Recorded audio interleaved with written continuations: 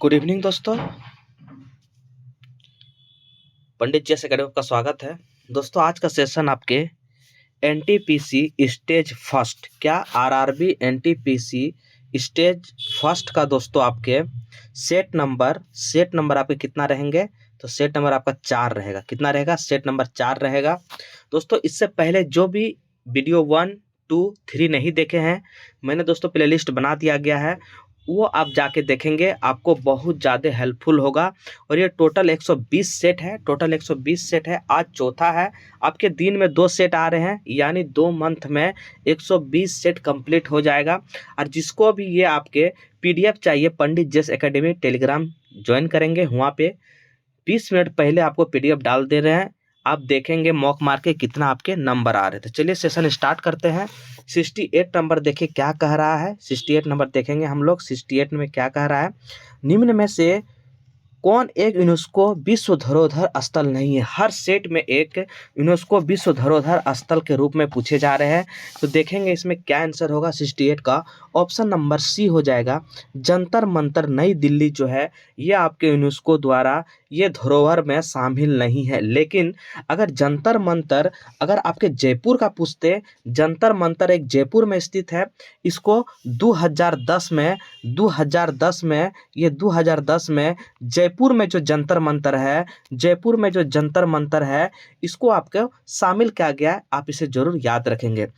Option number में D में दिया गया है सूर्य मंदिर कोणार्क जो है, ये आपके 1984 में ये आपके विश्व धरोहर में शामिल किया गया था। कहाँ पे है सूर्य मंदिर कोणार्क? कहाँ पे है? ये आपके उड़ीसा में है। याद रखेंगे कहाँ पे है? उड़ीसा में है। ये आप जरूर याद रखेंगे। तो इस तरह इसका आंसर 68 का आंसर हो जाएगा किसका? जंतर मंतर नई दिल्ली। ऑप्शन नंबर आपका सी हो जाएगा। नेक्स्ट सवाल देखिए, हुमायूं नामा द्वारा लिखी गई थी। हुमायूं नामा किसके द्वारा लिखी गई थी? 69 का क्या हो जाएगा? ये आपका हो जाएगा ऑप्शन नंबर ए, गुलबदन बेगम। गुलबदन बेगम दोस्तों हुमायूं नामा लिखी थी। और इसमें कहा जाता है कि एक भाग जो है बाबर के इतिहास को, और दूसरे भाग जो है किसने? दूसरे भाग किसको दिखाता है? तो दूसरे भाग दिखाता है आपके हुमायूं के इतिहास का उल्लेख है। पहला भाग बाबर और दूसरा भाग हुमायूं को इतिहास को ही दर्शाता है। तो हुमायूं नामा गुलबदन ने लिखी है। आप इसे जरूर याद रखेंगे। नेक्स्ट क्वेश्चन, जिम कॉर्बेट राष्ट्रीय उद्यान कहाँ है? देखिए इंपॉर्टेंट क्वेश्चन है। जिम कॉर्बेट राष्ट्रीय उद्यान कहाँ स्थित है? तो आप जानते हैं ये कहाँ पे है? उत्तराखंड में। कहाँ पे है? उत्तराखंड में आपके जिम कॉर्बेट है। इसे आप जरूर याद रखेंगे। किसमें कहाँ पे है? तो उत्तराखंड। ऑप्शन नंबर आपका बी हो जाएगा। इसका स्थापना के समय दोस्तों इसका नाम हेली नेशनल पार्क था। ये भी याद रखना है। जब यह स्थापना हुआ था उस समय इसका नाम क्या था? Heli national park. ये आप जरूर याद रखेंगे। अब इसका नाम जिम कॉर्बेट हो गया है। आप इसे जरूर याद रखेंगे। यहाँ से एक चीज़ याद रखेंगे आप, जिम कॉर्बेट राष्ट्रीय उद्यान जो है दोस्तों, यहाँ से ही प्रोजेक्ट टाइगर, कब? 1973 में प्रोजेक्ट टाइगर का शुरुआत यहीं से हुआ था। आप इसे जरूर याद रखेंगे। नेक्स्ट क्वेश्चन देखिए आपके क्या है। नेक्स्ट क्वेश्चन है, दक्षिणी अमेरिका का सबसे बड़ा देश कौन सा है? दक्षिणी अमेरिका का सबसे बड़ा देश कौन है? आपके 71 का ऑप्शन नंबर ए हो जाएगा ब्राज़ील। क्या हो जाएगा? ब्राज़ील। दक्षिणी अमेरिका का सबसे बड़ा देश है कौन? ब्राज़ील। आप इसे जरूर याद रखेंगे। नेक्स्ट क्वेश्चन देखिए दोस्तों क्या है आपका। नेक्स्ट क्वेश्चन है, भारत का केंद्र औषधि अनुसंधान। देखिए ये दोबारा रिपीट हुआ है क्वेश्चन। डिस्कशन में भी दोस्तों इसको बताए थे। कहाँ पे है? ये आपके लखनऊ। कहाँ है भारत केंद्र औषधि विश्व संस्थान? कहाँ है? लखनऊ। बहुत इंपॉर्टेंट क्वेश्चन यहाँ पे हो जाते हैं। केंद्र अनुसंधान कुछ मैं इंपॉर्टेंस को बता रहा हूँ, ये आप जरूर नोट डाउन करेंगे। दोस्तों भारतीय सर्वेक्षण संस्थान आपको पूछेंगे। ये हो जाएगा देहरादून। क्या हो जाएगा? देहरादून। दूसरा चीज देहरादून से याद रखेंगे क्या? भारतीय पेट्रोलियम अनुसंधान कहाँ है? आपके देहरादून हो जाएगा। आप याद रखेंगे। और क्या है? केंद्र भवन। कभी कभी एग्जाम में पूछते हैं। केंद्र भवन अनुसंधान जो है रुड़की। कहाँ पे है? रुड़की। याद रखेंगे। चमड़ा याद रखेंगे। कहाँ पे है? चमड़ा कहाँ पे है? ये हो जाएगा आपका चेन्नई। चमड़ा आपके चेन्नई। भारतीय मौसम विज्ञान विभाग, भारतीय मौसम विज्ञान विभाग, मौसम विज्ञान विभाग बोलेगा, मौसम विज्ञान विभाग बोलेगा, ये हो जाएगा आपका नई दिल्ली। कहाँ हो जाएगा? नई दिल्ली। ये सारे आप जरूर याद रखेंगे। और एक लखनऊ में और एक चीज़ है, आपकी केंद्र औषधि अनुसंधान तो लखनऊ में है, और एक लखनऊ में चीज़ है, क्या है? ये है राष्ट्रीय गन्ना। राष्ट्रीय गन्ना बोलेगा, राष्ट्रीय गन्ना कहाँ पे है? राष्ट्रीय गन्ना अनुसंधान कहाँ है? तो लखनऊ। ये सारे आप जरूर याद रखेंगे, कई एग्जाम में पूछे जाते हैं।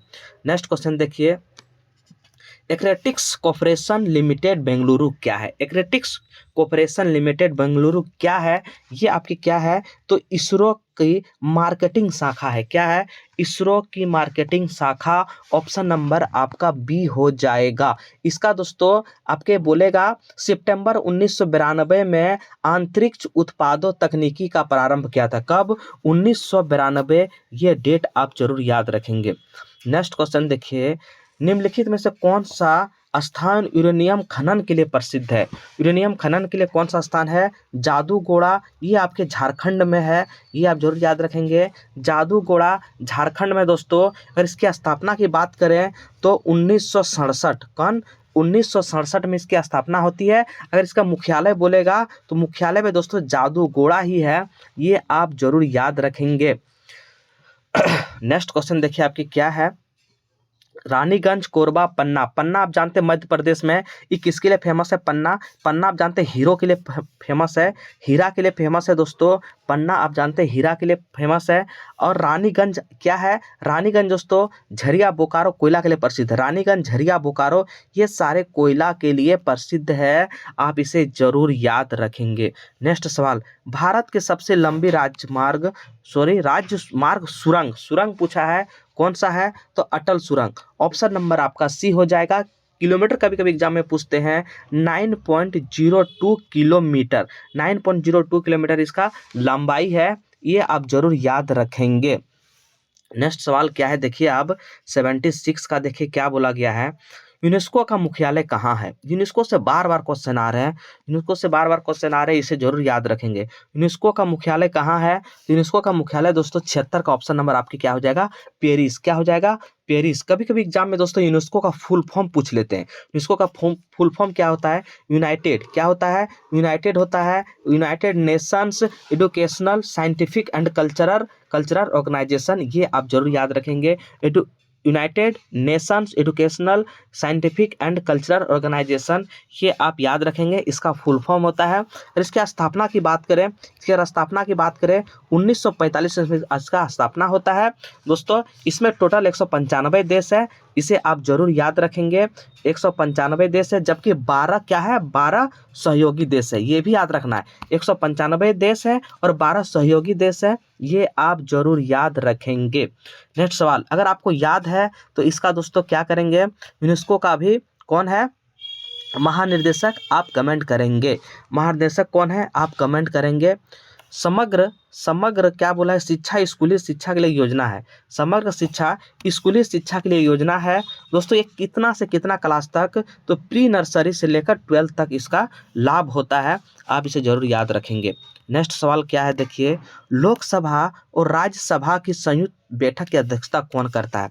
लोकसभा और राज्यसभा के संयुक्त बैठक की अध्यक्षता कौन करता है? ये कौन करता है दोस्तों? 78 का ऑप्शन नंबर बी हो जाएगा, लोकसभा का अध्यक्ष। लोकसभा का अध्यक्ष करता है, इसे आप जरूर याद रखेंगे। नेक्स्ट सवाल देखिए क्या है। नेक्स्ट सवाल, एक प्रसिद्ध यात्री इब्न बतूता कहाँ के निवासी थे? इब्न बतूता कहाँ के निवासी थे? तो मोरक्को। कहाँ के थे? मोरक्को, इसे आप जरूर याद रखेंगे। एग्जाम में दोस्तों क्वेश्चन पूछते हैं कि इब्न बतूता सबसे पहली बार भारत कब आया था? तो 1333 में दोस्तों ये इब्न बतूता आपके भारत आया था। उस समय शासक कौन था? मोहम्मद बिन तुगलक। ये भी एग्जाम में पूछते हैं, जब पहली बार इब्न बतूता भारत आए थे उस समय शासक कौन था? मोहम्मद बिन तुगलक, इसे आप जरूर याद रखेंगे। इन्होंने ही दिल्ली की काजी नियुक्ति किया था, किसको? इब्न बतूता को, ये भी आपको याद रखना है। ये सारे क्वेश्चन दोस्तों बहुत ही इम्पोर्टेंट है, आप जरूर इसे याद रखेंगे। इब्न बतूता का दोस्तों एक किताब बहुत फेमस है, अगर आपको याद होगा तो बताइए। इब्न बतूता का अपनी एक पुस्तक है, उसका नाम है रेहला। रेहला ये भी एग्जाम में आते हैं। इब्न बतूता का एक पुस्तक बहुत फेमस है, रेहला। दोस्तों ये क्या बताता है, मोहम्मद बिन तुगलक के समय में जो घटना हुआ था ये बताते हैं, क्योंकि उसी समय दोस्तों इब्न बतूता भारत आए थे। रेहला बुक कौन लिखे हैं, इब्न बतूता।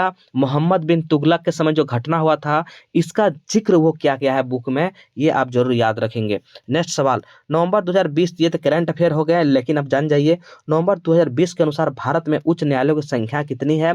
ये दोस्तों 25, ऑप्शन नंबर आपका सी हो जाएगा, ये आप जरूर याद रखेंगे। दोस्तों यहाँ से क्वेश्चन पूछते हैं कि उच्च न्यायालय होगा, उच्च न्यायालय होगा अनुच्छेद कितना के तहत। संविधान में दोस्तों उच्च न्यायालय का प्रावधान है, आप जानते हैं प्रत्येक राज्य में एक उच्च न्यायालय बनता है। अनुच्छेद कितना के तहत उच्च न्यायालय, 214, ये बहुत इंपॉर्टेंस है। 214 अनुच्छेद के तहत राज्य में एक उच्च न्यायालय होगा, इसे आप जरूर याद रखेंगे, इसे जरूर याद रखेंगे दोस्तों। नेक्स्ट क्वेश्चन, सार्क का सदस्य है कौन कौन, सदस्य है सार्क का, इसमें बताना है सार्क का सदस्य कौन कौन है। तो दोस्तों इसका आंसर हो जाएगा 81 का D, option number D, Afghanistan जो है यहाँ पे होना चाहिए कि सार्क सही है, सार्क का सदस्य है अफगानिस्तान, आप इसे जरूर याद रखेंगे। कभी कभी एग्जाम में पूछते हैं कि सार्क का आपके क्या, तो सार्क का पूछते हैं कि स्थापना कब हुआ था। तो दोस्तों आपके इसका स्थापना जान जाइए 8 दिसंबर, 8 दिसंबर, 8 दिसंबर आपके 1985, 1985 में दोस्तों सार्क का स्थापना होता है। इसमें 8 सदस्य कौन कौन है ये भी जान जाइए, 8 सदस्य कौन कौन है जान जाइए। सार्क का 8 सदस्य कौन कौन है, मालद्वीप, कौन, मालद्वीप हो गया एक, मालद्वीप हो गया। दूसरा आपके श्रीलंका, श्रीलंका। तीसरा आपके भारत पाकिस्तान, भारत पाकिस्तान। अफगानिस्तान, अफगानिस्तान। नेपाल, भूटान और बांग्लादेश, ये सारे आपके देश हैं। मालदीव, श्रीलंका, भारत पाकिस्तान, अफगानिस्तान, नेपाल, भूटान, बांग्लादेश। दोस्तों ये आपके सार्क का 8 सदस्य हैं, आप इसे जरूर याद रखेंगे। एग्जाम में पूछे जाते हैं कि अफगानिस्तान कब शामिल हुआ था, तो 2007, ये भी याद रखना है। 2007 में दोस्तों अफगानिस्तान शामिल हुआ था सार्क में, ये भी आपको याद रखना है। नेक्स्ट सवाल, भारत संविधान के जनक के रूप में किसे जाने जाते हैं, भारत संविधान के जनक किसे जाने जाते हैं। 82 का हो जाएगा option number A, doctor Bhimrao Ambedkar. कौन, doctor Bhimrao Ambedkar, option number आपका ए हो जाएगा। दोस्तों अगर वीडियो अच्छा लगे तो ज़्यादा से ज़्यादा लाइक करेंगे, शेयर करेंगे। दोस्तों ये सारे आप पर ही निर्भर है, आप ज़्यादा से ज़्यादा वीडियो को लाइक करें, शेयर करें। नेक्स्ट सवाल देखिए क्या है, 83 क्या है, जातक कथाएं किससे संबंधित है। जातक कथाएं जो पूछे गए हैं किससे संबंधित है, तो बौद्ध धर्म से। किससे संबंधित है, बौद्ध धर्म से, ये आप जरूर याद रखेंगे। दोस्तों आपके ये सारे क्वेश्चन कहीं ना कहीं एग्जाम में पूछे गए हैं, आप याद रखेंगे। बौद्ध धर्म से थोड़ा जान जाइए। बौद्ध धर्म में दोस्तों आपके प्रचारक भाषा क्या था, पाली। बौद्ध धर्म को जो प्रचार कर रहे थे भाषा क्या था, पाली। ये सारे आप याद रखेंगे। बुद्ध ने अपने जीवन में सर्वाधिक उपदेश कौशल्य राज्य की राजधानी श्रीवस्ती में दिए हैं। सबसे ज़्यादा उपदेश कहाँ दिए हैं, श्रीवस्ती। श्रीवस्ती दोस्तों, श्रीवस्ती सबसे ज़्यादा उपदेश दिए हैं, तभी कौशल राज्य की राजधानी हुआ करती थी श्रीवस्ती, ये आपको जरूर याद रखना है।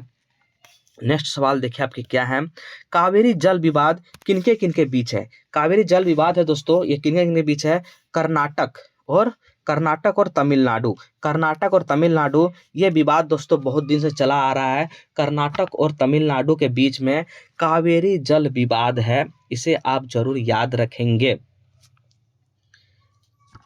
दोस्तों कावेरी नदी को आप जान जाइए। कावेरी नदी को दोस्तों आप कमेंट करेंगे, दक्षिण भारत की सबसे लंबी नदी, दक्षिण भारत की सबसे लंबी नदी कौन है, ये आप जरूर कमेंट करेंगे। नेक्स्ट सवाल, महात्मा गांधी ने भारत राष्ट्र कांग्रेस की अध्यक्षता की थी। सेट नंबर 3 में दोस्तों ये क्वेश्चन आया था। ये डिस्कशन में हम बताए थे कि महात्मा गांधी मात्र एक अधिवेशन किए हैं, वो भी बेलगांव अधिवेशन में किए 1924 में। और देखिए यहाँ पे 85 नंबर में यही सेम टू सेम क्वेश्चन है। आप मेरा वीडियो 3 देखिए, वहाँ पे मेरा दोस्तों डिस्कशन आप देखिएगा, वहाँ पे इसको दोस्तों डिस्कशन के तौर पर इस क्वेश्चन को बताया और ये क्वेश्चन आ गए। इसीलिए आप लोग जरूर वीडियो को पार्ट बाय पार्ट देखते चलिए। महात्मा गांधी ने राष्ट्रीय कांग्रेस सत्र की अध्यक्षता आपके बेलगांव में क्या था, और 1924 ये भी आपको याद रखना है। कहाँ? 1924 बेलगांव, और ये बेलगांव कहाँ पड़ते हैं? कर्नाटक में, ये भी आपको याद रखना है। गीत गोविंद किसने लिखा था? गीत गोविंद के लेखक पूछे गए कौन है? गीत गोविंद के लेखक कौन है दोस्तों? ये है आपके जयदेव। गीत गोविंद के लेखक कौन है? जयदेव। ये जरूर आप याद रखेंगे दोस्तों। यहाँ पे एक अधिवेशन और एक दो है, इसको भी मैं बता देता हूँ। कानपुर अधिवेशन 1925 में हुआ था। श्रीमती सरोजिनी नायडू ने इसका किया था। बहुत ही इंपॉर्टेंट क्वेश्चन है। 1925, ये याद रखेंगे 1925। अगर आपसे मद्रास पूछते हैं 1887, मद्रास 1887 बरुद्दीन तैयबजे, मद्रास 1887 बरुद्दीन तैयबजे ने किया था। और कराची में दोस्तों कौन किया था? सरदार वल्लभ भाई पटेल। कराची में कौन किया था? 1931 में हुआ था, 1931 में हुआ था, और सरदार वल्लभ भाई पटेल ने किया था। ये इंपॉर्टेंट था दोस्तों, इसी वजह से मैंने दोबारा इसको डिस्कस किया। गीत गोविंद के लेखक कौन आप जान गए? जयदेव है। गीत गोविंद के लेखक कौन है दोस्तों? जयदेव। दोस्तों इसमें क्या क्या है? भगवान श्री कृष्ण का कथाओं का वर्णन किया गया है। गीत गोविंद जो जयदेव लिखे हैं, इसमें भगवान श्री कृष्ण के कथाओं का वर्णन किया गया है। ये आप जरूर याद रखेंगे। नेक्स्ट सवाल क्या है? देखिए नेक्स्ट सवाल, ASCII का फुल फॉर्म पूछे हैं। ASCII का फुल फॉर्म क्या होता है? तो दोस्तों इससे आप जरूर याद रखेंगे। क्या होता है? American standard code for information interchange. American standard code for information interchange, इसका क्या है? फुल फॉर्म होता है। आप जरूर याद रखेंगे दोस्तों। इसमें देखिए और एक दो बुक का नाम जान जाइए। इंडिका किसने लिखा है? मेगास्थनीज। अब नोट डाउन करेंगे। इंडिका किसने लिखा है? मेगास्थनीज ने लिखा है। इंडिका जो पुस्तक है, इन्होंने मेगास्थनीज ने लिखा है। पंचतंत्र विष्णु शर्मा, ये सारे इंपॉर्टेंट्स है। पंचतंत्र आपके विष्णु शर्मा ने लिखे हैं।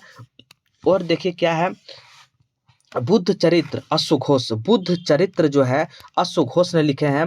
अश्वघोष ने बुद्ध चरित्र लिखे हैं। पृथ्वीराज रासो चंद्रबरदाई ने इसको लिखे हैं दोस्तों। और राजतरंगिणी कलहन, ये इंपॉर्टेंस थे, इसी वजह से दोस्तों मैंने इसको कर दिया।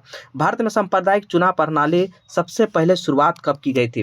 भारत में सांप्रदायिक चुनाव प्रणाली की शुरुआत दोस्तों कब हुआ था? ये हुआ था माल्टो मिल्टो सुधार 1909 में। माल्टो मिल्टो दोस्तों ये 1909 में आया था। उसी समय से सांप्रदायिक चुनाव प्रणाली को स्टार्ट किया था। सांप्रदायिक चुनाव प्रणाली दोस्तों आपके ऑप्शन नंबर डी हो जाएगा। नेक्स्ट सवाल, कैबिनेट मिशन किस वर्ष आया था?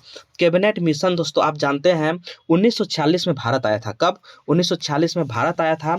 उस समय दोस्तों इंग्लैंड में क्लेमेंट इटली का नेतृत्व चल रहा था। 1945 में इंग्लैंड में क्लेमेंट इटली का दोस्तों नेतृत्व में ये कैबिनेट मिशन 1946 भारत आया था। आप इस चीज़ को याद रखेंगे। उसमें 3 सदस्य आए थे दोस्तों। 3 सदस्य के सदस्यता आए थे। कौन कौन? ये भी एग्जाम में पूछते हैं। स्टोफोर्ड क्रिप्स आए थे, एक आए थे पेंथिक लॉरेंस, और एक आए थे एवी अलेक्जेंडर। ये तीनों आप याद रखेंगे, पूछे जाते हैं। कैबिनेट मिशन 1946 में अध्यक्षता में कौन कौन 3 सदस्य के तौर पे आए थे? स्टोफोर्ड, पेंथन लॉरेंस और अलेक्जेंडर, ये आप जरूर याद रखेंगे। तो दोस्तों अगर वीडियो अच्छा लगे तो ज़्यादा से ज़्यादा लाइक करेंगे, शेयर करेंगे, और सारे मित्रों को दोस्तों आपको भेज देना है। इसका PDF पंडित GS एकेडमी टेलीग्राम, पंडित GS एकेडमी आपके टेलीग्राम में मिल जाएंगे। वहाँ पे जाके आप इसका PDF ले सकते हैं। दोस्तों वीडियो बनाने से पहले हम टेलीग्राम में PDF को डाल देते हैं। आप देख सकते हैं कि कितना आपके मॉक में आ रहे हैं। और टोटल 120 सेट है। कितना?